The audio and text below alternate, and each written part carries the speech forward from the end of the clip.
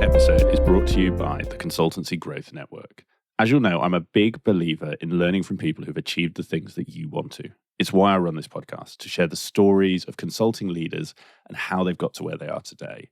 So when I started talking to Mark Jansen and the team at Consultancy Growth Network, it was clear there was an obvious fit between Climate Consulting and their mission and what they are building with their network. But you're probably asking, what is the Consultancy Growth Network? The Consultancy Growth Network is the leading community of boutique consulting leaders. It brings together seasoned consulting growth experts who successfully scaled their own boutiques, with rapidly growing consulting founders looking to emulate their success. Now, you might be thinking, who are these growth experts? What do they actually know about consulting? And this is one of the most exciting things that personally I find about the network. The team at the Consultancy Growth Network have searched far and wide for some of the best boutique consulting leaders to help their members on their journeys, some of which I have previously interviewed for this podcast, such as Don Morehouse and Augusto Negrillo. But it's not just the insights from these people that you will benefit from. By joining, you get access to their jam-packed calendar of regular in-person and online events, their comprehensive growth hub of resources, and their active Slack community. Through all of these channels, you can learn, solve challenges, and achieve the goals you want for your firm. And now, if that wasn't enough reason to sign up, the Consultancy Growth Network is giving all listeners to this podcast a special sign-up offer. If you join for 12 months, you join for that next year, you will get your 13th month for free, giving you that extra month to continue to build on everything you're learning and continue to benefit from the network. To sign up, just visit consultancygrowthnetwork.com or contact their partnerships director, Luke at consultancygrowthnetwork.com. And when you're talking about joining, mention Create Engage or Climate Consulting, and you will get that special sign-up offer. Catherine, Antonia, welcome to the show. Thank you for having us. Thank you. Well, I haven't done a three-person show for a long time. I'm very much looking forward to this. And I think given everything we're talking about, and not least the book, Antonia, that you've kindly given me, I think we're going to have some fun. For those, though, who don't know you as well, could you give, and I don't mind who goes first, a bit of background on yourselves, your careers, and how you got to where you are today? So I did a degree in engineering. I was lucky enough to be sponsored as a student, so I got some work experience nice and early in my career working on chemical plants, but I did build up some understanding of business and what it would be like to go to work. Joined a graduate scheme at Reuters, which is a global provider of news and financial data and quite a technical environment, and gravitated to a role of being like an interpreter between the business world and the technical world in a kind of technical project management type role, seeing how parts of the business work together. I found myself transferred into the massive behemoth that is IBM during my maternity leave and did some more kind of project management and business management there. But then the opportunity came up with friends setting up a business, which was to become 2020 Delivery and later the PSC. They joked around about inviting me to help them get organised, but the call came quicker than expected to join them and actually help in the operations role there. And here I have been for quite a long time now. Well, I knew you were an early member of the team. I didn't realise it was friends of yours and who started the business, Catherine. And I won't ask any more on that because I know we're going to talk a lot about it today. And Antonia, how about yourself? Well, I have tried to and largely focused on doing things in public services throughout all of my career. And so the PSC, so for those of you who don't know us, very Ron Seal, our name is the Public Service Consultants. That's where I've been for, I think, 17 years as a permanent employee, but I actually did my internship 18 years ago. And public service has always really mattered to me because when I was growing up, the origin story was there. I grew up in Bradford and there was some terrible race riots, 25 years ago now. And I always genuinely thought that the thing that, people talk about communities and, divided communities, but the thing that does unite whatever communities is like use of public services, schools, transport, whatever. And I thought those mattered. So anyway, I wanted to work in public services. 2020 Delivery at the time exclusively did that when I joined, and as we still do. And alongside the PSC, done various bits as a local government politically elected councillor, written a few books, done some academic research, and very randomly also have a fragrance company. But that's the only bit which doesn't align with public services that well. I know this is the bit you don't want me to ask about, but I always like asking about things that are unexpected. Where does fragrance fit in? Is that Eau de Bradford?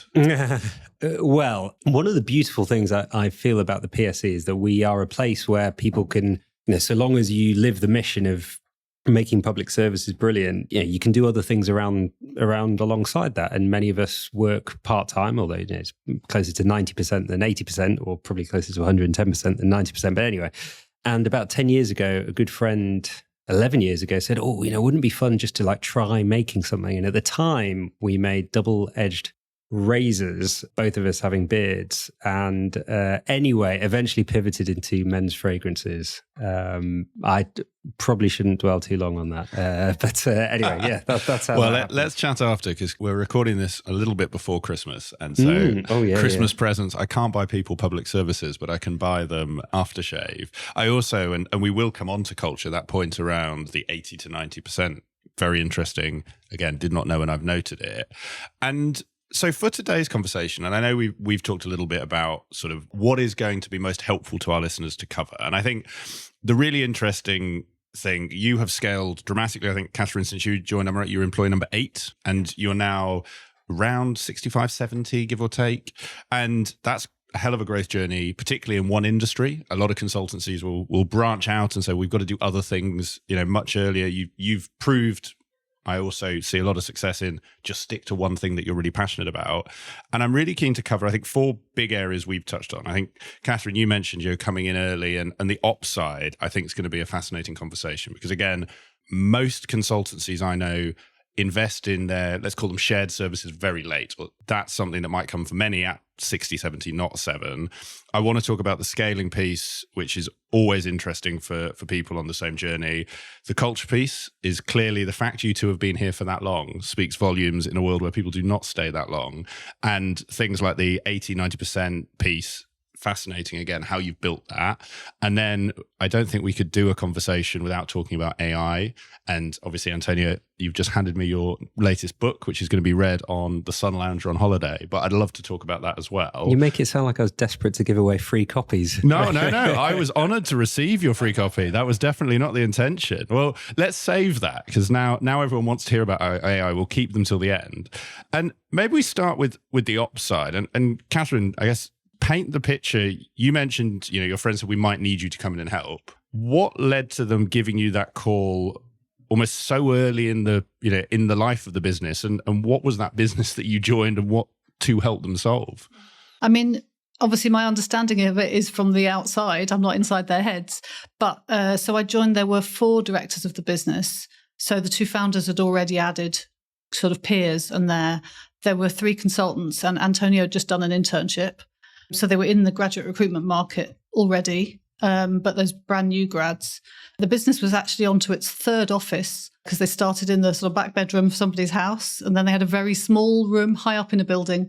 But I joined the one which was like 1 room, big table in the middle, board meetings held in the library next door in the hired meeting room. And they were working in public services based on sort of referrals from people they'd met from their previous jobs, and kind of building from there.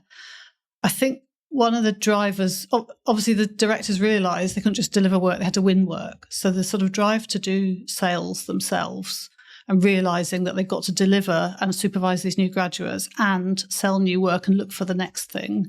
And then I think the realisation that in public services, procurement is very controlled, and you need to have a certain level of credibility. So before I'd started, they'd got more organised on their IT. They'd started the process of getting a ISO 9001 quality certification, and they were doing recruiting as well. It was clear that the jobs that weren't client-facing were growing. And so I think that's probably part of what was behind it. They weren't interested in doing those bits of the work, and they needed themselves to be out there meeting clients. So I joined 3 days a week. I guess it was an investment, but it was able to be on a fairly limited scale and grow from there. I think finance was outsourced. HR was sort of contracts copied from previous employers and adjusted, just lots of sort of moving parts.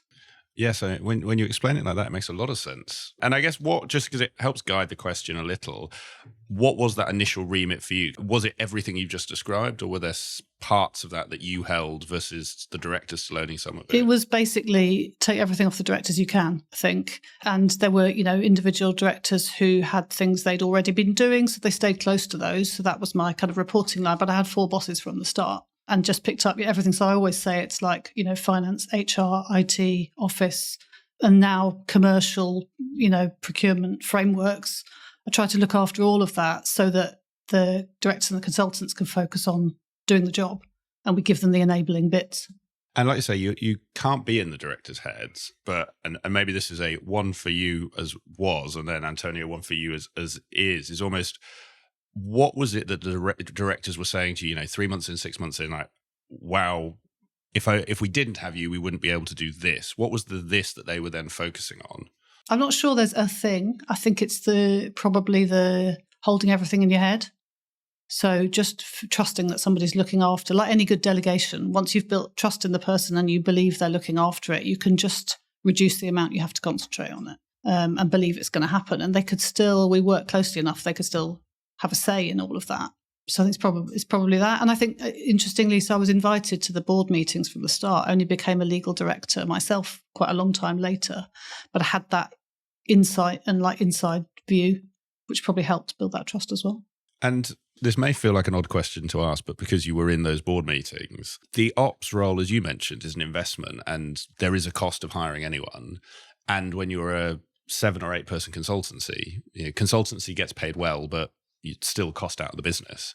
Was there debate about that? And I guess the reason I ask this is for any of our listeners is, I know many consultancies I mentioned earlier who they don't think about hiring anything. We are an outsourced services marketing. So I am in the same boat, just a different space. And they'll do to everything side of desks. And consultants are terrible at being very bright and capable, and therefore can do as much as they can on the biggest side of desk they have. Was there ever those conversations, and particularly almost the counters to, well, we could save the money, but we would lose all of this for the business? Were there ever those conversations, and what was that discussion, if it, so that we can help others? So I don't know. Before I joined, I could talk about 2 things. One is when I did join, each of the directors was holding different aspects. So they were sharing it. They were doing a lot of side of desk. But I think for them, it must have been a big choice to spend the money. But they would prefer to be using that side of desk time to do, knowledge capture, other things closer to the client work. There was still plenty of that needed doing. But I guess also reflecting as we grew, every time we've added someone to my team or chosen another outsourced provider or something like that, we've had the same question. And it's still there, actually.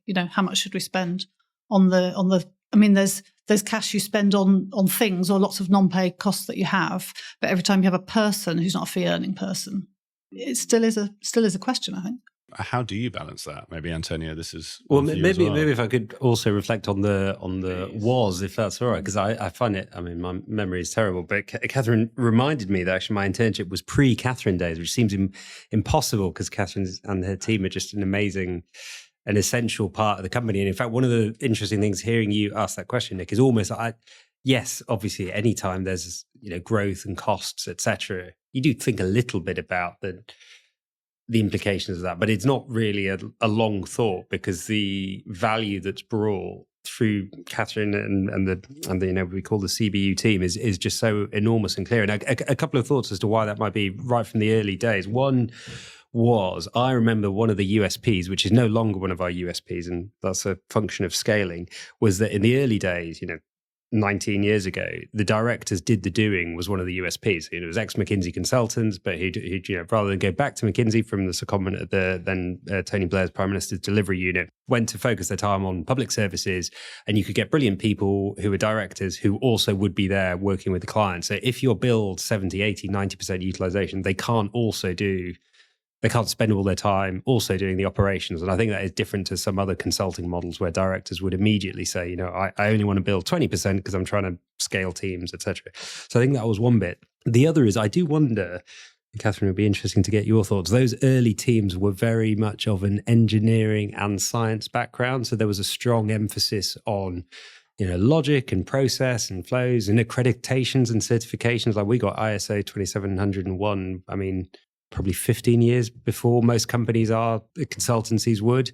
And I think there was like ingrained a belief in the importance of that. Whereas I suspect if you'd had more kind of artsy humanities people who just thought they could do whatever, then maybe there would have been a bit more side of desk stuff. So anyway, I remember those days a little bit. I think that maybe explains a bit more as to the decision to, why Catherine and co were essential. And to that point of the kind of how it's grown as well and how the team's grown, Catherine, because I guess that conversation must play out. And you mentioned, Catherine, as you hire into your team, et cetera, it plays out in that at every point you have an option to do it side of desk versus do it in the team. And actually, whether you're 8 or 80, the decision process will still be largely the same. Do we spend this money to get this capacity, or do we do it with the team we've got? Almost, why is it as you've built, you've maintained that? Because again, as a firm of your size, to your point, Antonio, if everyone's 90% utilized, you've actually got a lot of 10% in terms of free capacity. And again, it's more just because I know plenty of consultancies who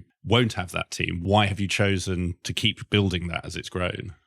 I think we've built it and changed it quite a lot. It's been up and down in size, my team, but we still draw on those unutilized bits of the consultants a lot.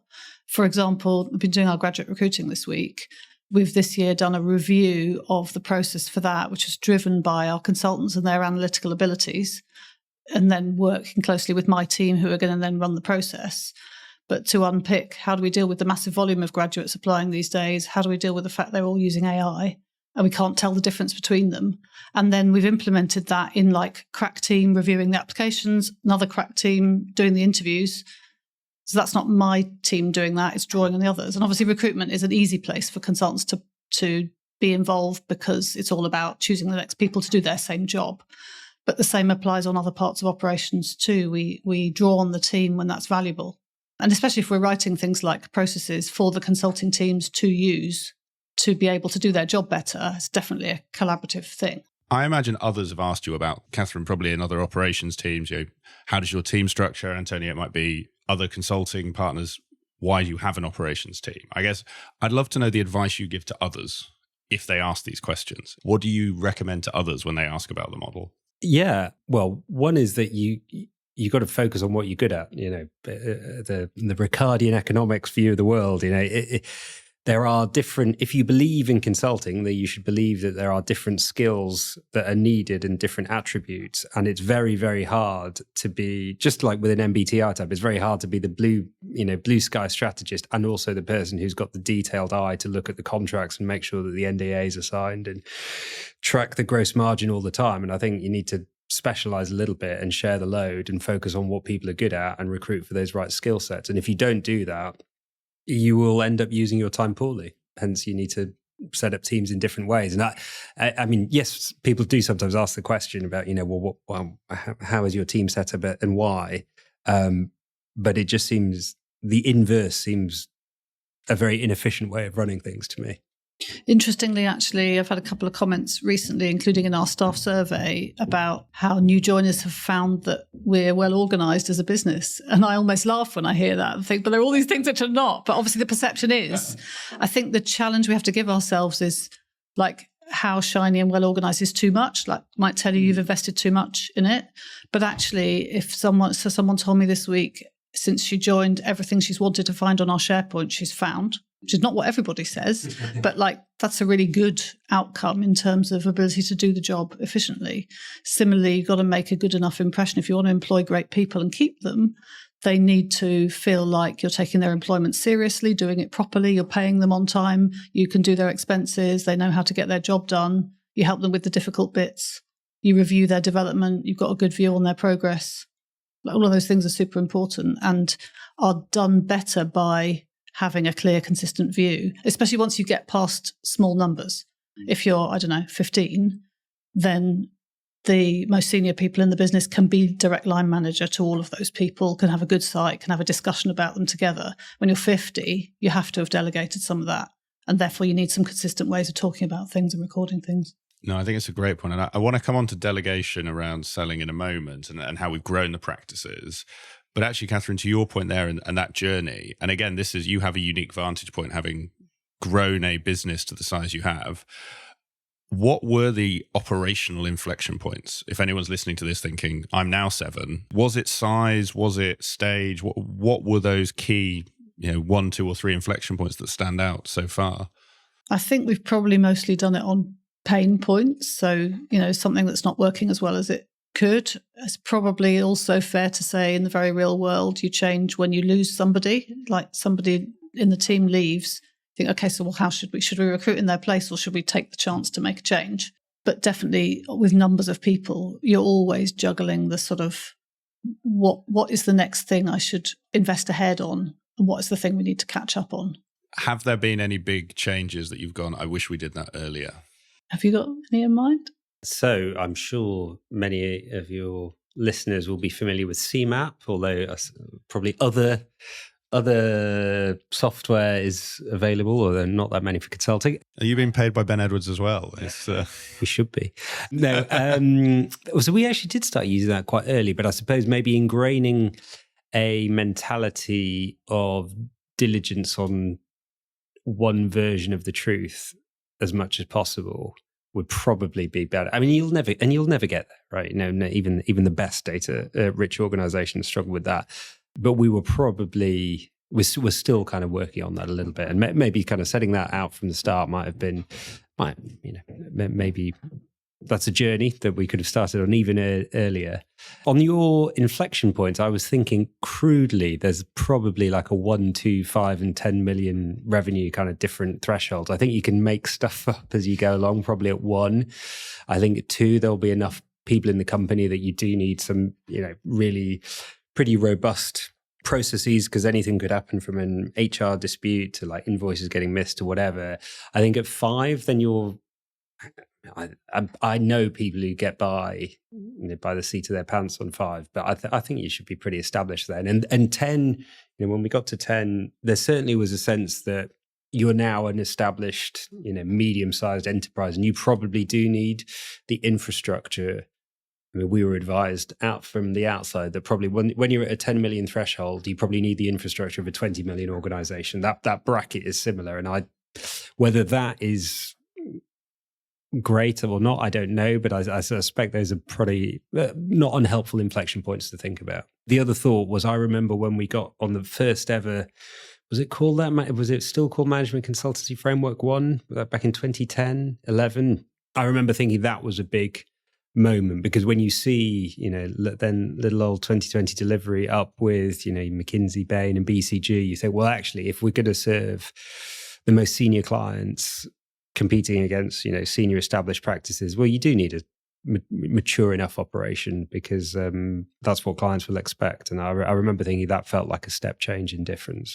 There probably isn't an easy or short answer to this, but I'm intrigued what the infrastructure of a 20 million consultancy looks like, or what are you building towards? The advice you had said build it. What are those key components for anyone who's on that same journey? Well, I mean, I think Catherine will have, listed them out earlier in terms of, what's the people function, what's the supporting software which runs alongside that, what's the finance and admin and invoicing, what's the marketing and branding elements. And then you probably have quite a big question, which we may come to on scale, which is how do you organize your consulting teams? Are they along functional or practice lines or sector or otherwise? But if you can't have a team of 150 people. That's not a team. I would suggest you can't have a team of that size. You need to put them into some kind of coherent unit, which can then be more than the sum of its parts.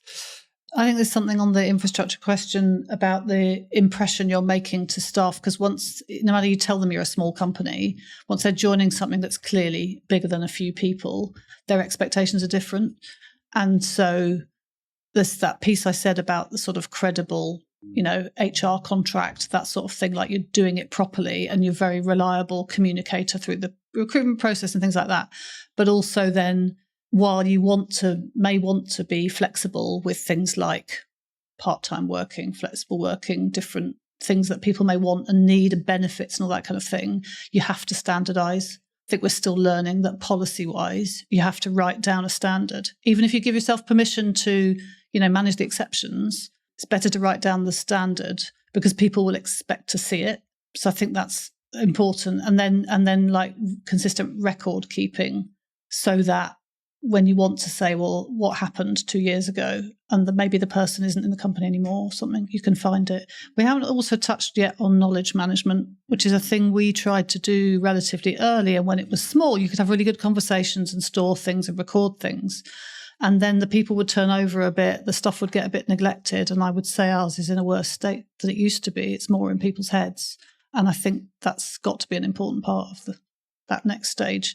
So that is probably something back in the question of what would you start earlier? Start earlier, the knowledge management. But actually realising how it's going to grow, because you can't base it on ask the person who did the project or, those small company feel things eventually.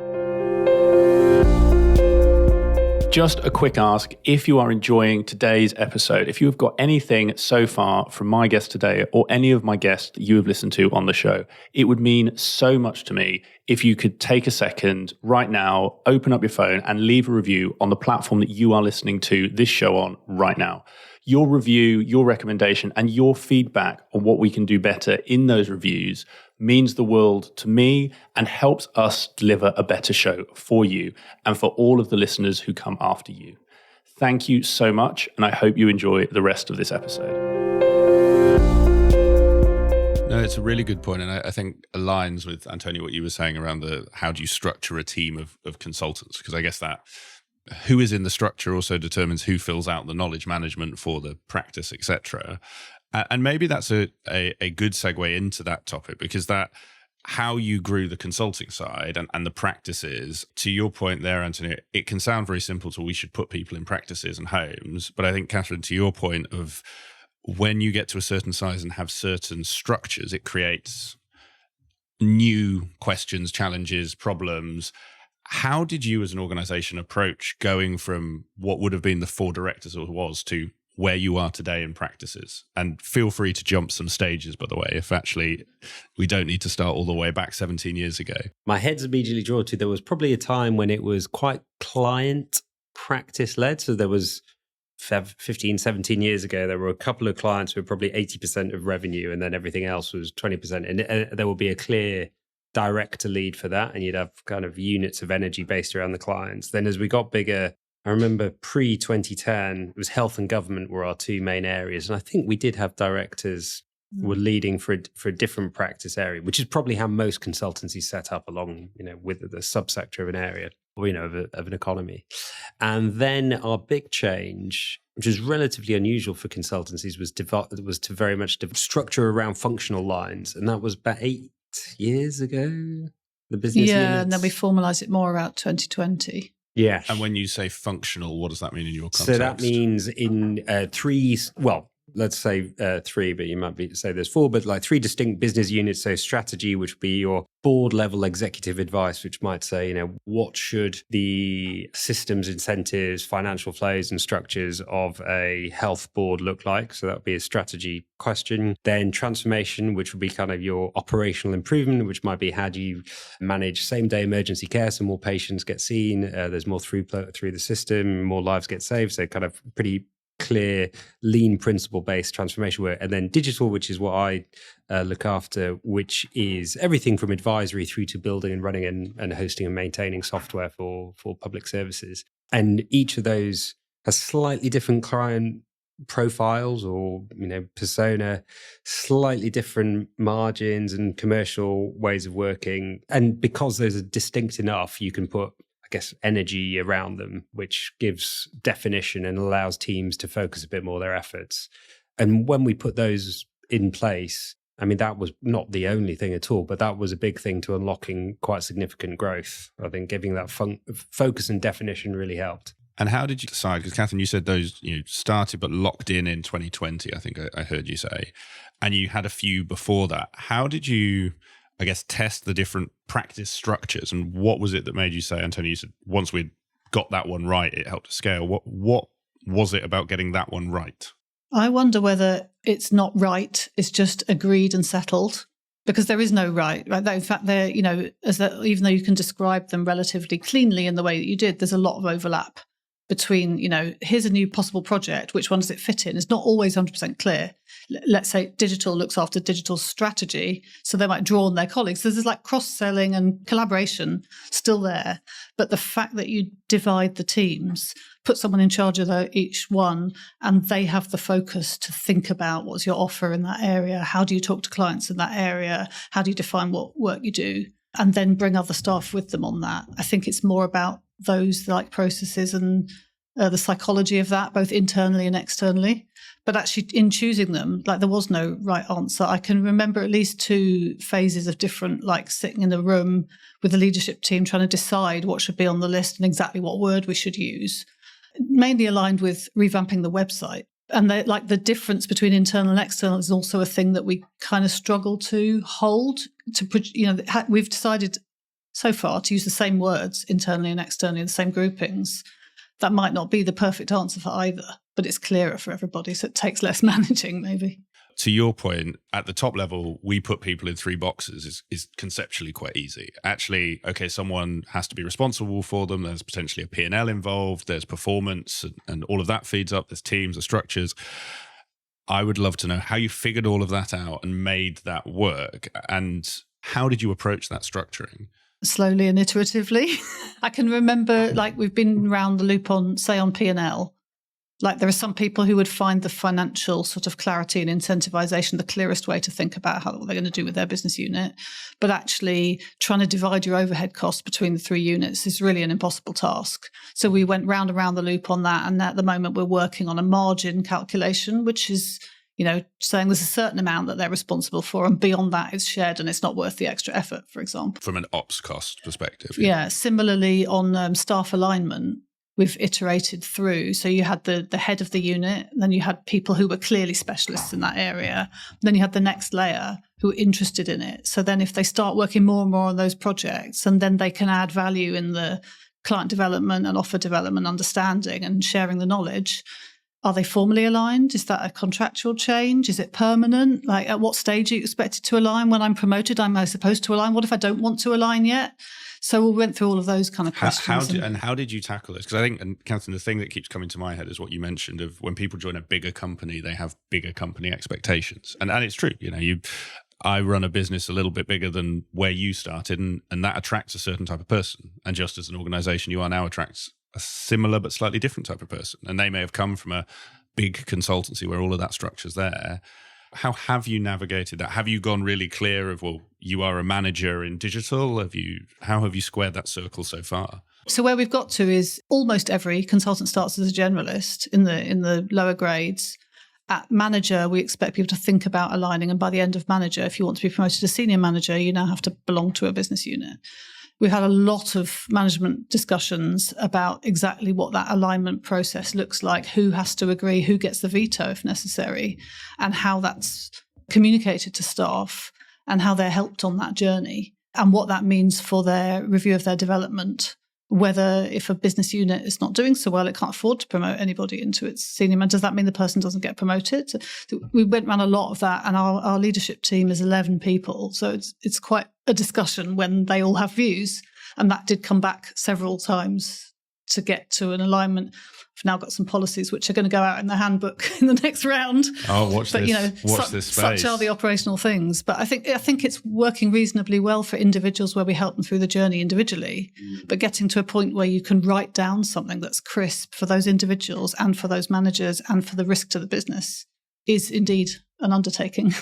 Yes, and I imagine aligning 11 partners around it. Am I right? Is it 11 equity partners, or is it's not equity partners, but they've all got partner in their title. Okay, but still, that must be good fun. How have you? I mean, Antonio, from the consulting side, how has that journey been? And I guess you have climbed through that journey, albeit it's not always been in place. How has that been? Well, I mean, because it's all I really know. I don't know how well I can answer that, but. Few thoughts. Well, one is that each of the business units at least has to have sufficient definition to be meaningful to a client, but also meaningful to somebody internally, so that you want to align with it. So I think probably they have got sharper in terms of their offer and what makes them different over time, so that therefore, if you're a member of staff, you can see, well, actually my professional life will look different if I align to digital versus if I align to transformation, because the work is different. Whilst 80% of probably the special sauce to succeed from the PSC is the same across the business units, actually 20% is really quite different. And people gravitate towards that. And I think the clearer you can be, the more obvious those decisions become about who aligns where. In terms of how do you get people happy with decisions, I mean, we've been a very, maybe to a fault, consensual or consensus-based organization for a long time. But that tends to mean in practice we're maybe slightly more iterative, therefore slower at decisions, but they tend to stick. So, the business unit's point has stuck for a very, very long time. And I think that's a good thing. We're not going anywhere. We're going to be celebrating 20 years come January. So there's a longevity there that matters. And we are more than anything else, though, united by that mission and a belief, which I don't think everyone in the world does take as a given, that public services are an inherently good thing and can make the world better. And, when they're performing well, do make the world better. And so because there is that uniting belief, even if there are disagreements along the way, I think everyone still knows why we're here and why we're doing what we're doing. And that goes a long way. I think there's some great points in there, and particularly what you mentioned, and Catherine, you touched on as well, the iterative piece. Because again, I think in consulting, we can often seem like we want to have the complete answer. And also when you've got a team, you want them to have clarity. Is that just a part of the culture? Is that iterative nature of what we do? How have you kind of brought the team on that journey? Because as you both mentioned, business units has gone through iteration, and you need to give people as much clarity as you can at the point you can. How have you communicated that iterative nature to bring people on the journey? I often think, like, when people talk about culture, my eyes are rolling. My eyes often sometimes roll because I think culture is only a function of the things that you do and how you do them. And the way that we do our consulting work is never, and actually I think this is a meaningful point, is never cookie cutter. So we never say, like, here's the playbook to do a digital strategy, or here's the 10-step guide to an AI approach, or whatever. And because we're always really personalizing, tailoring, making fit for a client's given situation our work, everything is inherently iterative because there is no set answer. You're always working through trying to find the right answer. And so as a result, because that's 80-90% of people's lived working experience, I think it stands to reason that they're quite welcoming of that sort of approach in how we run the business as well. So and I do see when we partner or work with other organizations who are much more defined and process-based and locked down in their approaches, there is a distinction. And not everyone likes that. Like, there are definitely some people who, great people who've joined the PSC who are a little bit like, hang on a minute, where's the rule book that I need to, get out and dust off to work through this? And the answer is, well, there's a policy and there's some guidance and it'll help you, but it won't give you the defined answer. And I think most people who thrive at the PSC enjoy that, and it's a strength rather than a weakness. And I would say we recruit for that. I mean, we recruit for the, problem solvers with sharp brains and like agile ways of thinking and approaching things. And so people that come in recognize that also in their peers and embrace that environment, all value that. Notwithstanding what we said about when you're really small, you can afford for everything to be flowing all the time. But when you're bigger, there's got to be some stability in it. So, Antonio, I'm slightly cautious hearing what you just said, but I do want to touch on culture and with your definition, the way we do things. Let's just take the two of you to start. You've been here, 17 years, I think, you give or take, for both of you. That's a phenomenal amount of time to be in any organization. And you've been here through that rate of change. And again, I'm sure others haven't been here as long, but you have built a very strong culture, as you are a testament to some great retention. How do you balance, as you talked about, Antonio, the codifying it with pictures on the wall or words on the wall that sometimes are less meaningful versus the behaviors? And I guess particularly as you've grown, how have you consciously or unconsciously decided what to keep and what to change? This whole question about what's within your control. Yes, yeah. I agree. I think that, so there's two occasions in the history of the company where we've deliberately designed our values, which is, I guess, something people often put on the wall behind their culture. And we did that as a co-design exercise in both cases, like get all staff involved and try to think about how we actually, what our lived reality is and get from there. But I think stronger than that is the behaviours and the role modelling of behaviours, which again is also easier when you're smaller, because you get it, direct from the top every day. But if people weren't living these ways of working, like agility, I think we have quite a lot around things like kindness and respect and honesty and those nice words, which lots of people could say, but genuinely we seem to be quite strong on. If people aren't living them every day, then that's not the culture that will be received by people who are new to the business. It's very organic in that way. Why just because you mentioned around the values and you said you've done it twice, why those two times? The first time, I think, was one of the senior people initiated I think we should capture it. And then the second one, was it around the rebrand? Because we did it. We did it in COVID times. Yeah. It was sort of the old ones have been there a long time. Are they really what we're really feeling? That's right. No, that's right. And I think, as Catherine says, and sorry, I was not rolling my eyes at you, Nick. It's more at the big culture in the sky. Don't worry. But it's but it is exactly that point that it's very. Having worked with lots of organizations around this, you can say what you want your culture to be, but your culture will only be developed through how people behave. I think it is through behaviors and the choices that you make. And we certainly have always, I think, been driven by that belief that everything you have to do is actually in pursuit of a bigger goal. So yes, you serve your clients and you serve them as brilliantly as you can, but you do that in order to make public services better for citizens and taxpayers and service users and everyone that's part of that.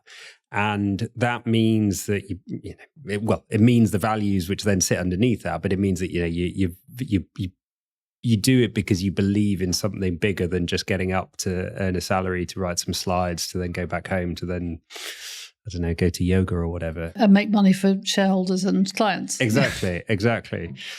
But I mean, I sense over the last few years, and obviously psychological safety is something which has become very, very popular as a concept, and I think that's a good thing. But we have been very conscious to try and encourage people to be. Yeah, I don't think we use the word, bring your whole self, but like to be themselves, to be comfortable in themselves, to be comfortable with clients. Like, for one of our USPs from an employee proposition is that you will be working with a client on day one, because we hire brilliant people and we expect that they can have the soft skills as well as the hard skills to add value to clients from the get-go. So that means you need to be comfortable with them and yourselves and how you behave. And we want to create a world in which people can feel relaxed in that setting, and that has meant I don't know, I feel we've become more informal over time. I don't know if that resonates, Catherine, but certainly I remember, maybe that's just like the changing nature of British society over the last 20 years, but it was all suits and cleanly shaven in the first and in ties and all very prim and proper for me, and it's become a lot more, I think, relaxed. And I think that's a good thing, because you want to have human relationships with your clients rather than slightly robotic. Got to always be on, got to always be right. I think that's all true, although I am starting to recognise now that, well, we feel very relaxed. So we've been here a long time and the senior team is quite comfortable with each other. But when you bring new people in and they're new to the world of work, it can still be quite daunting. And I recognise increasingly the different personalities. So there are the people who are outgoing enough, confident, proactive, or have had enough experience when they come in to be at least confident enough or outwardly confident in all of those settings with clients or with senior colleagues. And there are others where you can see that is a barrier and they need to slowly get over it. And I think that is, again, different from when you're small and you work side by side with a senior person every day. That comfort comes quicker than if they feel the grades, they feel the difference. Well, and I think to that point, and to the dress down, and for our listeners, Anthony, I think you look perfectly respectable, very professional in today's world. I'm glad you like my shorts. Yeah. Well, another man in a polo shirt. You get to a certain age, there is a wardrobe that is acceptable anywhere. But it's an interesting point, because there's two parts. And Catherine, what you said, almost starting in reverse there, when there is so many of you, how you set the behaviors for everyone to follow, and also to your point there around something simple like dress, how you decide what the kind of minimum and maximum expectation is. So, it does feel very different if half your colleagues are coming in three-piece suits and half of them are not in shorts, but wearing shorts. They're off to their yoga to talk about their culture. Like that's a very different feel. How have you made sure that min and max kind of keep within a range that you're comfortable with? Well, I think we have done over the years a few set up some really important like rituals and rhythms, which help keep a drumbeat, but also share a common temperature. So we have our weekly team meeting, which I think anyone would, having sat in on many other people's ones, would sit in and see is a really good thing. It's short, sharp, 30 minutes. Where are we having impact in the world? What's coming up? Who are we celebrating? What are some risks that we need to share? What's a new? This is the all team team and thing. It's still all team, and it's 60 people. Wow. Still all team. I love where are we having impact in the world? Sorry, I interrupted the agenda, but I love that. Rotate the chair every week, spread it throughout pretty much all levels of the company. And I think that's really important because, lots of things, it shows that everyone has a role to play, a leadership role to play in the company. We want all the voices to be heard. It's like, of course, it's prepped, but it's pretty relaxed in how it's done. So I think that's important. And we obviously have, your company quarterly events and your away days and all of that. But all of that kind of sets a common way of being and means that even if you're working on different projects in different business units, you have a way of getting together. And then I think within business units, people will set the tone as appropriate to their clients. So there certainly will be, some work maybe in our, because a lot of our transformation work is working on the front line with clinicians and including during COVID times and soon after. The lightheartedness that we might want to bring isn't always necessarily appropriate when dealing in matters of life and death. Or similarly with some of our life sciences work, which will be maybe on the harder financial investor edge. You want to get the tone right. So business units will also tweak that as necessary. But it's those key common company rituals that I think are really important in setting the dynamic. No, I love that. And maybe a linked question is, how do you keep that pulse on how the team are feeling? You mentioned earlier around the psychological safety, and clearly you've got quite an open culture. How have you kept that finger on the pulse to make sure the rhythms and rituals sound really cool? And I'm going to take that, where are we having impact in the world? I love that. But how do you do that to make sure that you are having the right impact with the team, and actually what you're seeing as a leadership team is aligned with where the team are wanting to go or feeling it should go? I think there are lots of layers to that. And no matter what you think about tools and surveys and different ways of measuring things, I still think the best way of taking a read on that is the individual relationships that people have. And it's really important that everyone in the team has, a group of different people that they feel close enough to that they can share things. So, we have just run a staff survey, which is not always quite annually and has just been reshaped into a new way of doing it. We have had various barometer type things for trying to take the temperature of the team, but they all have their challenges. And actually, the genuine human conversation seems to be the best way of really understanding. And then I think there is a lot as well in the role modelling, because you can go through periods where, some individuals feel they can't speak up about things. And there are lots of ways you can talk about how to get the psychological safety back on that. But I think being prepared to be open and showing that other people are being open and showing that you listen and you act has got to be the way to get. But you can't tell people to speak up. You have to help them feel able to. It kind of all comes together then, doesn't it? Backed by the rituals and things. As you say, Catherine, there's lots of processes. Everyone has a line manager, everyone has a career manager, everyone has a buddy. Everyone, when they leave, has an exit interview. Everyone has a twice yearly development review where they talk through kind of development points and maybe how they're being or feeling and doing.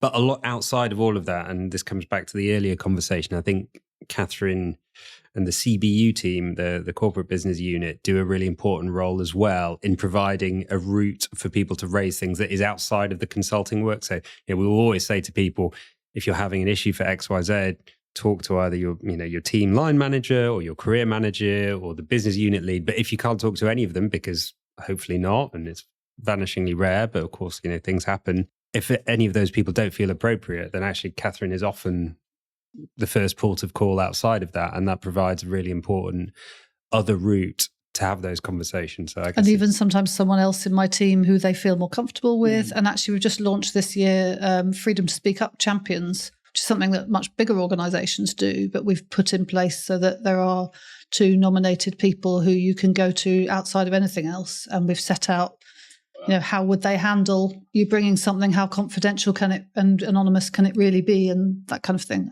It's hopefully helpful. I don't think it's been used yet. I guess then interested if along the journey you've grown a lot, and again, growth can come in fits and starts, and that can create its own tensions, and we've talked about a bit. Has there ever been a time where the culture and the growth have caused tension, as in they've been at odds or could have potentially been at odds? And if so, what was it and how did you manage that? I mean, one which springs to mind is that we always used to think it was a virtue, and maybe it is in many instances, but a virtue to say certainly for our employees, you tend to rotate around a client every 6 or ish months. And maybe that, and we would also say that's good for clients because they get, fresh team members, et cetera, et cetera. But as we've grown, a lot of our contracts have got bigger and the relationships have got wider scale. And, what was commonly a 1, 3 or 6 month engagement becomes a 1, 2 or 3 year engagement. And clients will often say, do you know what? It's actually really not that great for us if people are rotating every 3 or 6 months because we value the continuity. They become they bring the skills, but they also bring the organizational understanding. And I think, colleagues have become much more understanding of that. But it is definitely a thing that a few people who joined a few years ago will have probably been told, the great USP is you'll constantly rotate around. And I think we are moving a little bit more to that's an aspiration, but sometimes it's brilliant for our clients if you can help deliver fantastic work for a year because that's good for them. It's good for you because your development is more enriched. And that I can sense that was a tension that came with scale and growth. A good one, but definitely a tension. Yeah, I would agree with that. I think maybe the other thing is that growth is not smooth. And so culture can suffer when you're not growing. You grow a bit, shrink a bit, or grow a bit, have some challenges to your next stage. And that's unsettling to people. We've been through various iterations of we're quite open about our financial performance. But actually we found that sharing that every month with all staff is actually too unsettling for them because monthly metrics are not always the ones that are really guiding the bigger picture. So that's another aspect. Do you wish that there was a podcast just like this for your consultancy's marketing team? Well, if that is what you want, then you are in luck because our Brand and Deliver podcast is exactly what you need. In Brand and Deliver, we dive in to marketing for professional services, learning from the experts at the head of some of the best marketing functions in our industry. You will hear directly from firms who have built and scaled incredible marketing to learn exactly how they do it. If you want to listen or you want to share it with one of your colleagues, search on your podcast app for Brand and Deliver or go to the Create Engage website, hit podcasts, and you'll find it right there. And one maybe for the two of you as well, in that a lot of the people who listen to this podcast are people running and growing consultancies like yourselves. And I often hear, a consultancy is limited to the rate of the leadership team. And I'd love to know how you've been able to look forward and almost proactively and preempt that cultural change. Because if you had done, and my old managing partner at my firm said this, used to say this all the time, it's like, if we still did what we did the way we did it way back, we would hate it. And almost the tension for yourselves is you joined a business that you loved and it did certain things. How have you been able to constantly look at, okay, how do we evolve throughout that? So you haven't stayed the sort of 7, 8 or 9 of you that there were. The new interesting work, I think for me, like the early stages of growth were not like, let's grow. They were, here's another project, here's another project, here's an interesting thing. Can we do that thing? Have we got enough people? Like it's kind of snowballing. And that's a different feel from like, okay, now we want to reach this many % next year.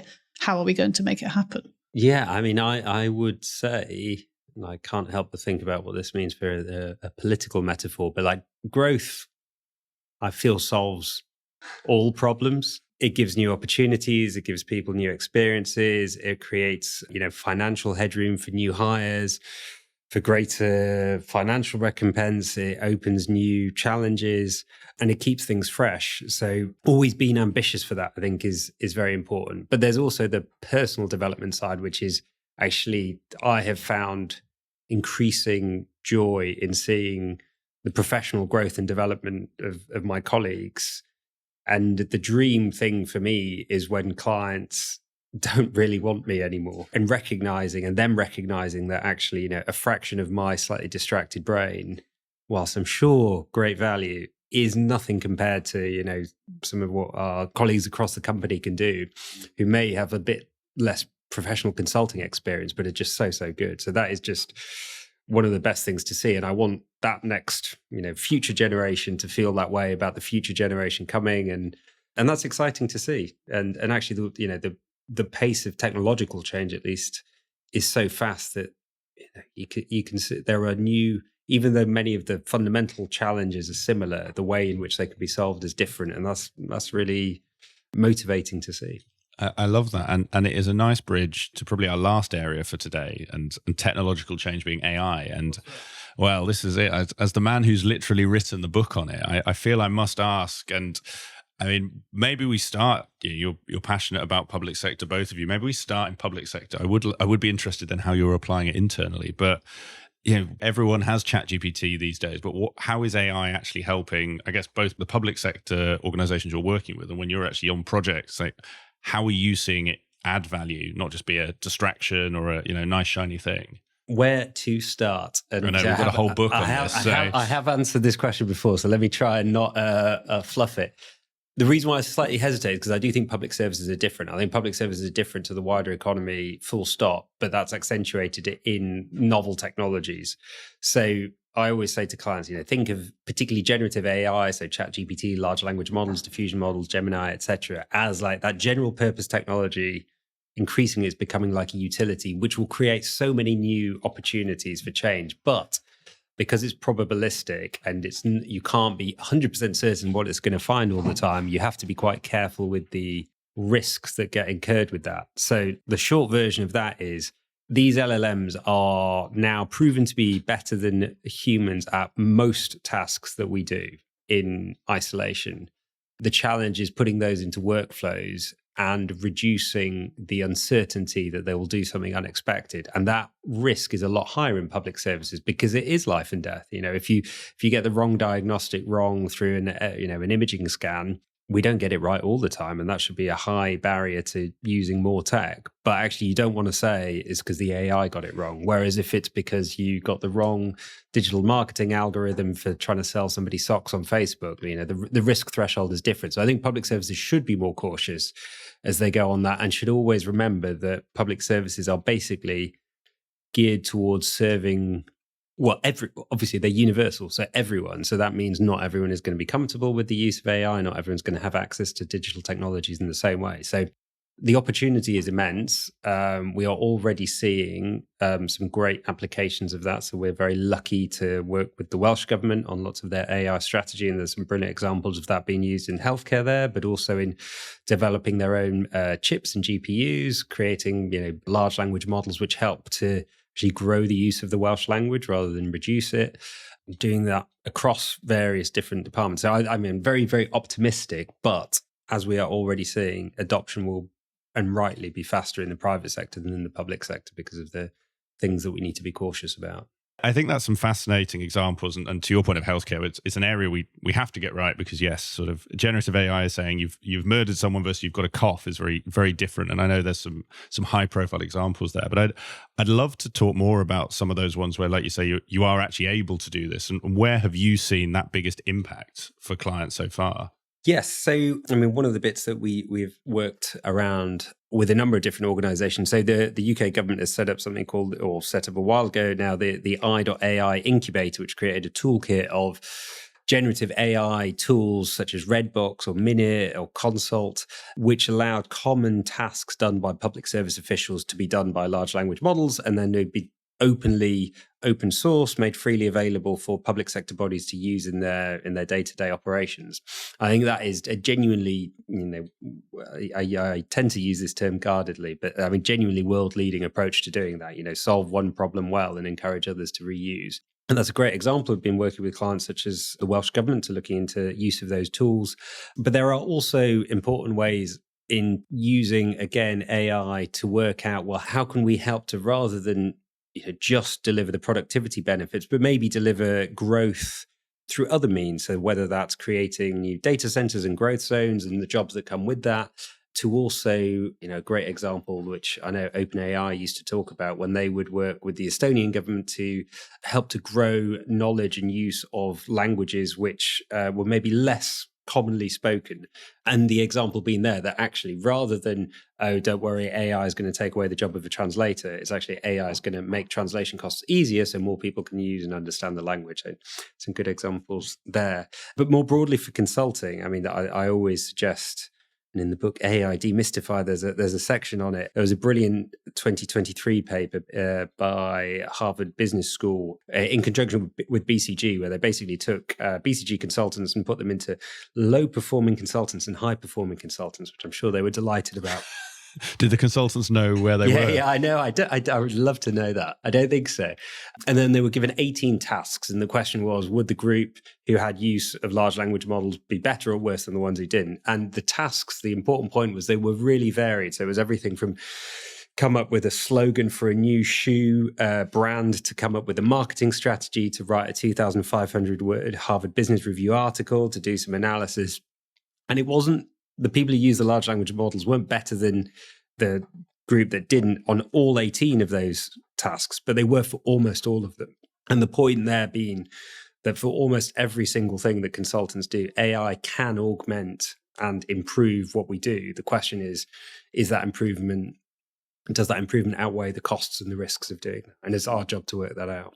I'm keen to come on to the consulting side. I think just to your point on the public sector side, and it was interesting what you said there, we focus a lot on the end product of AI, but the input, the data centers, it was interesting what you said. Actually, that's also having a disproportionate effect in a positive sense of, well, we've got to build a data center. It can be led by government, that can employ people.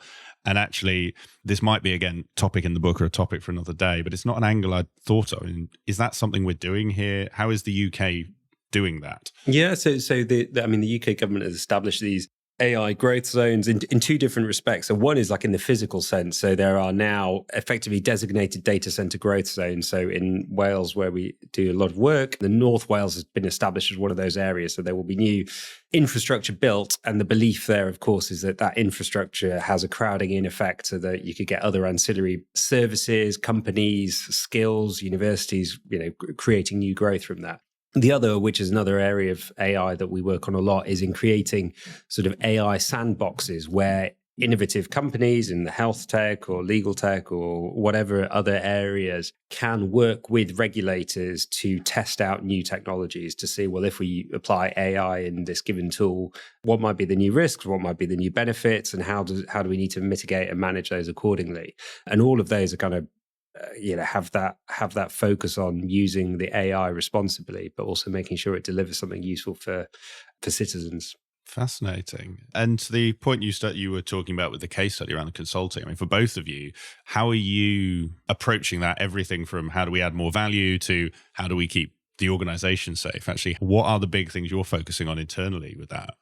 I mean, most recently, we've been trying to just figure out how to strike the balance between, yes, let's experiment, it's important, it's valuable, there's lots we could do, and hang on, there might be some risks. How do we mitigate those? And again, back to the point we've said a lot of times, as the organisation's a bit bigger, we need just enough clarity of policy and process so that, I mean, I think we've said it under the skin here quite a lot, but maybe haven't said it overtly. We've quite a lot of trust in our staff. So, we used to not write policies down because we trusted them to do the right thing. Now we have to write the policy, but it's policy and guidance, and we trust them within that to make the right call. So just helping people to be informed. But it has taken a while to get ourselves organised on who can get a licence, what things can you put into what tool. If you've got a new tool you want to use, how do you use it? How do you get it approved? Do you want a heavy approval process? Like, all of those questions are very live. And I mean, that is what we call our APO, so AI Portfolio Program Office, which is something we work with a few clients to put input. But as Catherine says, it needs to be, well, it needs to be proportionate to what you think will be the return. And as technologies are emerging and maturing, our view is you don't want to go blindingly too heavy on something as you're still working out the utility. But the utility is clearly there. So that group is a small, lightweight capability which sets the policies, sets the guidance, determines which use cases AI will be used on, importantly evaluates them. Actually, is it saving any time or is it just creating work? And it may be creating more work. And that's okay, so long as sets out the licenses, gives people the licenses, manages the budget, shares the stories. Somebody has to do that. And one of the bits that I see a lot with clients where it happens all the time with new technologies, but you just need to guard against is just because the technology is new and you can do new stuff with it doesn't mean you should. You should work out, is it actually making things any better? And you need some form of control for doing that. And that will inevitably wind people up because you're asking them to report new data and stuff that they hadn't done before. And it will probably make some people feel a little bit uncomfortable because you're asking them to work in slightly different ways. But that's the only way that you change and hopefully make things better. And more, or as importantly, don't make mistakes because you've already worked out where it's not going to help you. What are the top 3 use cases you found at the moment? Well, actually, probably the common ones are the most useful. So obviously, all our software engineers use it. It's integrated into, it's almost impossible not to use it in software development. Then we do a lot of digital research, which is effectively qualitative, quantitative, mixed methods research. So that's lots and lots of interviews, which means that you have a lot of unstructured data. So we use AI to structure that data, draw out sentiment analysis, and summarize those insights. And we're increasingly testing AI for like simple slide development as well, because that is a pretty mind-numbing, time-consuming task that all management consultants have the joy of doing. So those are kind of the mature use cases, and we're always in the background secretly finding new and clever things to do, and we will let the world know what those are when we publish a few blogs on them. I'm very excited. Well, and after this, because I'm not going to ask you to give away your trade secrets live, so to speak, I'd love to know about the slide one, because I'm yet to find a good slides, as you say, is the bane of consultants' lives. Yeah. And I'm yet to find a good slide one. Found great, happy to share, great web design, content, etc. But slides, would love to know how you're saving people time there. I think the real answer to that is to stop the world using slides and use a different medium. Well, yes, there's That's a bigger job. Well, this is it, and I do like the Jeff Bezos, get everyone to write a memo. I mean, now with ChatGPT, less so, because a lot of it is noise. But yes, why consultants still on slides? There's a whole podcast in that one. Last questions, quick fire questions. I ask these to all of my guests, and so I'm going to ask them to both of you. The first one is, and I'll be interested on the answers for this one, is books. And obviously I have just been gifted one of yours, Antonio. So the question is, what is the book you most often recommend or gift to people, and why is it? And I'll let you two answer together or separately. This one caused me to scratch my head a bit because I don't very much. But then I thought, actually, there is a book I quite often mention to people, and it's the Checklist Manifesto by Atul Gawande. I think its main principle is that checklists are good, but if they're too long, they're unwieldy and unhelpful. So there's a really good principle. It's like a bit like an 80-20 type principle. Like if you're going to use a checklist, make it really targeted and have the really important things on it. Applies in lots of parts of life. Well, I can't not. So I have written 5 books, and I'm going to go for the least, probably the least read one, which is was based on my PhD research. But for your listenership, Nick, I think it's important. So this was Management Consultancy in the British State, and that's available from Macmillan. But also I helped put together a BBC Radio 4 documentary called The Magic Consultants, which is probably more digestible, which covers it. And the reason why I think that's important is because it kind of talks through what consulting is and how it's emerged over time. And what I think is most important there is like consulting is not a fixed thing. It has changed like every 10, 15, 20 years. In the 60s, it was the American big strat houses coming in. In the 50s, the British, accountancy-based firms were in the ascendancy. In the 80s, the big 4 kind of took a vengeance. In the noughties, the smaller digital specialists came about. Like, it's always changing. And unless you're always changing in consulting, I would suggest you will not succeed. I don't normally ask questions off this section, but I have to ask, what is the next decade? Where do you see that going? I'm not sure that the digital specialization story has finished yet. So I suspect there are elements of that still to go. And somebody, at the moment, we know that there are some big AI companies who are hiring ex-strat house consultants to train models to do, AI first consulting offers. Now, whether that will work or not, I don't know. I think there'll always be the human element. If you're trying to change a board's opinion, you're probably not going to listen to Hal. You're going to want to listen to, you're going to want to talk to someone. But I'm sure there will be a AI by default consulting offer. I mean, Accenture have already said that that's their new recruiting strategy. So I suspect there will be some AI-shaped, lean, probably rhombus-shaped consulting pyramid to come. I think you've just terrified our listeners. In a world where we thought we couldn't be AI'd, people are being hired to be that AI. That has caught me. But I think comes back to that point, and you've both touched on that adaptability throughout, and actually that evolution as you as a firm have done over those periods as well. And then really the last question is a 3-parter. You've got 3 people in front of you. One is that analyst you mentioned you're hiring for graduates, or when you started as that graduate. You've got one who, I say 4 to 5 years in, but they're kind of middle of the consulting grade, so manager level, give or take a little bit. And then you've got one who's approaching that partnership point, being leader of a practice, leader of a smaller business, whatever that looks like. And my question is, what one piece of advice would you give to each of them? Oh my goodness. Well, so let's assume that the analyst is early career. I would say, people often start and say, oh, I don't know anything much about anything. What have I done? I would say lean into your newness. So that means you will understand the digital economy and the attention economy by default. You'll understand the importance of communicating in a very simple way, make that a virtue, and bring that into your professional work. On the manager basis, I think that role needs to recognize the importance of training the future generation will have and building up networks, both of those that they're working on, but also people in their peer group who will be their clients in the future is very, very important. So I guess look to the future. And then from that, early partnership group, it's a maker's market out there, and you've got to love being out there making the market happen. And if you don't, find a way to love it. How about you, Catherine? Not that dissimilar, actually. I think for new people, embrace every opportunity, learn lots, don't make any assumptions. I've seen several people go through the iteration of their first few projects in one business unit. So I love digital. It's really great. Don't put me on something else. Just wait and see. You're very new. You haven't experienced. Oh, I love strategy. There's lots to learn and experience. Mid-level. You could talk about actively thinking about the transition to managing. You won't be able to do all the doing anymore. What does delegating look like for you? And we do promote people quite early in their career to that. And it is a thing to wrap your head around when you've been someone who can just throw your energy at anything and do all of it. There's quite a transition there. There's also maybe a more serious note, I think, is when you start needing to review the work of people who work for you.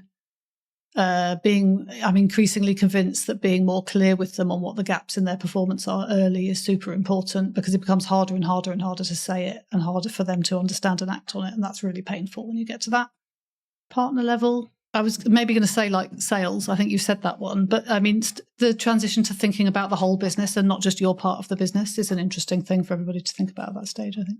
Yeah, I think some great points both. And actually, Catherine, that feedback piece, like you say, it's something...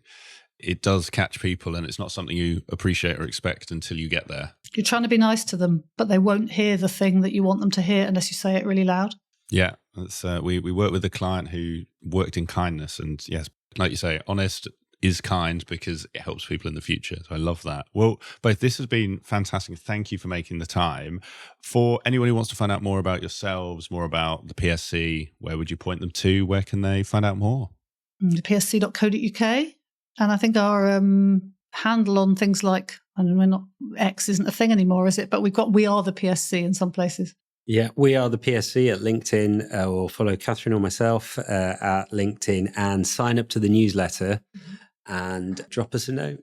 Fantastic. Well, thank you both, and all the best for the rest of your week. Thanks a lot. Thanks so much, Nick. Today's episode is brought to you by Create Engage, the specialist digital marketing agency for the disruptive management consultancy. Now, for long-time listeners, you will probably already know who we are. You may have even heard one of our ads on a previous episode of this podcast. But for those of you who don't, here is a short introduction. At Create Engage, we help you create an effective marketing strategy for your consultancy, a strategy that will resonate with your target clients. And then we support you by delivering the campaigns you need to turn that strategy into a reality, helping you to build your brand, raise your profile with your prospective clients, and ultimately generate return on investment from your marketing activity. Now, I could tell you about many of the great clients that we work with and the results we've delivered for them.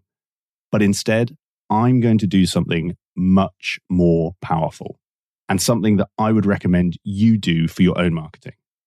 I'm going to let our clients do the talking for us.